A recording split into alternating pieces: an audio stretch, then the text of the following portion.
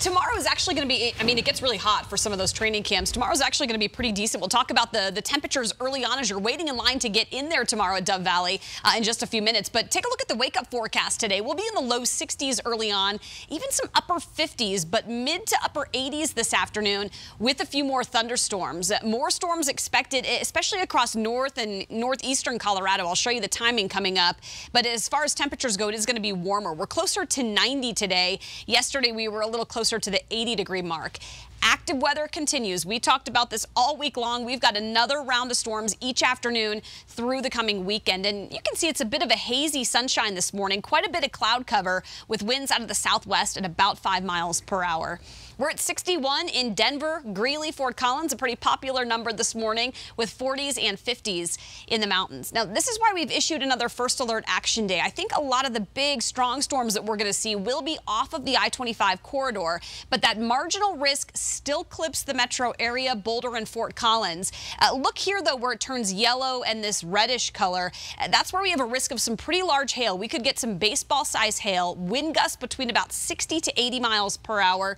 And there's also a risk for some isolated tornadoes as you get closer to that Nebraska and Kansas border. So with the cloud cover that we have this morning, things will clear out. We'll get a bit more sunshine between about 10 and 11, and we'll see some upper 70s to low 80s by lunchtime. Right around Gunnison and Alamosa, a few thunderstorms developing by midday today.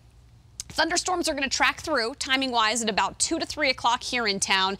But this is what we're watching, and we're just on the western edge of it. So if we get some of this stronger stormy activity, that line of storms rolling through parts of northeastern Colorado, it could cause some damage. Denver's going to be at about, it looks like mid-80s by 6:30 with the potential for a few more thunderstorms through the early evening. So we've got another active afternoon. Temperatures early tomorrow will be in the 60s, and then we'll see an even better chance for some storms to roll through town tomorrow afternoon. Here's the difference with today and tomorrow. Tomorrow, some of these storms are likely going to produce some heavier rain again. We've got a little more moisture in the atmosphere on Saturday, so that rainfall that we had brought some localized flooding earlier in the week.